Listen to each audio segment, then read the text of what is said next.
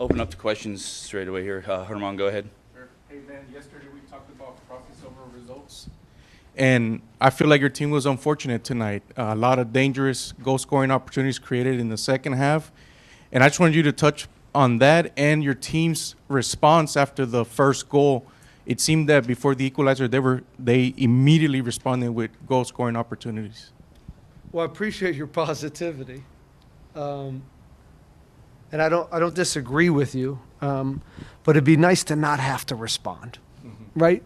That's where this starts. Is in the first minute we give up a goal again. It's been a little something that's been haunting us, Right.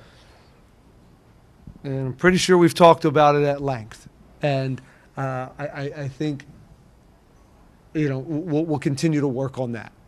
And sometimes you go through seasons where the starts aren't great, but we talk about staying in the game because it's, as you see after that, we're a pretty good team. I think it was, not a huge data guy, but it's, 2.9 expected goals. That's, we got to make some plays.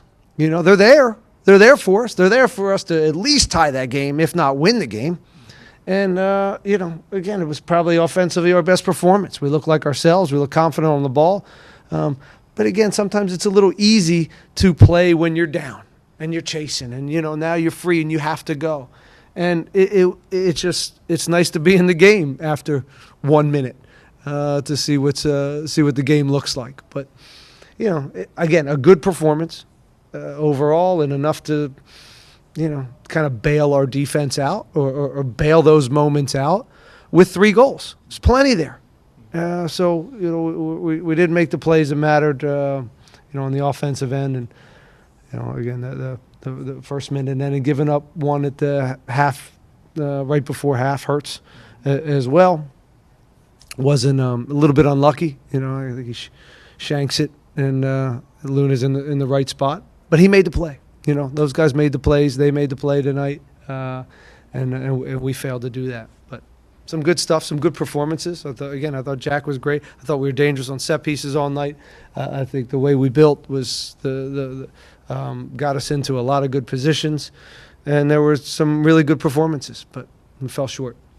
Speaking of performances, tough to see Andrew Tarbell go down like that. Yep. And Jimmy Maurer made his debut with the team. Just your thoughts on his performance? Jimmy did great, and we'll get some looks on Andrew, but early signs is we'll see. The last question, looking forward, midweek, first time in franchise history you play an international team in El Salvador. Just what are you looking to gain from that match, that friendly? Players from the bench. A lot of guys need minutes. Yeah. A lot of guys need minutes right now, and but we also need minutes. The starting group. So we'll figure out a balance there and get. But we'll deal with that Monday. All right, we'll go to Sam. Hi, Ben. Hi, Sam. Just like you said, team was quite unlucky today. Some missed chances, some couldn't go in. Look as if they were just going to push it in. Like you said earlier. Can you pinpoint any specific moment or decision during the game that you believe shifted the momentum of this game tonight? I don't know if it was pretty wide open in the first half, and part of that is, again, if I had to choose a moment that changed the course of that game, was about a minute in when we gave up the first goal. And again, now we have to kind of change a little bit of the game plan and chase. But I will say, unlike the Miami game where we went down early, we still stayed disciplined, and that was nice to see. So that's an improvement. So there's little stuff that I see that we're growing, but personality and winning games and seeing, being better in the moments that really matter in a MLS game, we're lacking there a little bit.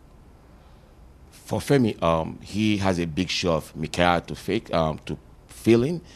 This should be his 4th MLS game, pro. Yeah. What can you say about his performance today? I think he's been thrown into the fire.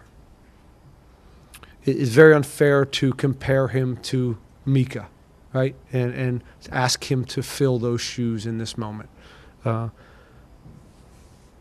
but he's doing okay, and that's you don't know as a pro player when your opportunity is, and he's getting his, and he's doing some very good things and some things that he needs to work on, but no better way to learn than in real games, and that will progress his development. And but we're thrilled with that he's here, and I think he's going to be a nice piece for this club. But again, he's been in the fire, and it's a lot to ask of him, but he's held up. You're welcome. Go to the front to David. Hi, Coach. On Bossy's goal, the VAR check, what was told to you after what happened? I don't know. It's one of those that could probably go either way. I didn't think things went our way. Of course, when you lose, that's usually the case with the referee. But I guess you could argue maybe he screened for a second, but I don't think he's saving that regardless. And I think that's the question: is he's not saving that, and whether or not Ponce is there or not. So I think that's something they need to ask themselves. And I know what they'll say. They'll say he screened him and he had to hold. And again, they'll get out of this one. They'll get out of this one. And then speaking of Ponce, he scored his first tonight. How do y'all keep that going? Good, yeah. It's good to get him scoring goals. It's good to have your 9 scoring goals. He should probably had a second there. At the back stick, I thought we were dangerous on set pieces all night long and service, and a lot of what we're, we looked like ourselves offensively, and but again, it's just they were better in 2 moments, and we had a lot more chances to see that game into at least a tie, if not a win, but. Wasn't to be, so we'll get back to work and we'll stay together and we'll be collective, and not an easy time for us to again lose 3 at home. I feel terrible for the fans. This is not where we want to live. We want to send people home, but I hope they saw a group that can respond and played at a high level tonight, and I hope it's just a matter of time before we start our winning ways. Any other questions in the room? No, we have a couple on Zoom. All right, we'll go to Zoom. Joey, go ahead. Hey, Ben, you opted for Kovalchik and Ladera on the wings again. Do you think you guys missed a little bit of the width that Alley could bring in this game? No. All right, and then another game with Ethan Bartlow and Femi Oedisu starting at the back. How do you assess their partnership developing in this game? Well, I don't have any other center backs, so those are the 2 I got, and I think they did overall pretty well. Eric's still on the mend, and hopefully we can get him back sooner than later. Femi, continues to be, again, learning on the job, but I think he's doing pretty well. He's holding up, and, Ethan, I have to go back and watch it, but I think he was had a fairly good game as well. But we gotta bail our defense out. We gotta be able to make some mistakes and still win games on the offensive end, and that part is the responsibility of that is just as critical as making the plays in the defensive side. Thank you, Ben. You're welcome. And Dustin, go ahead. Hey, Ben.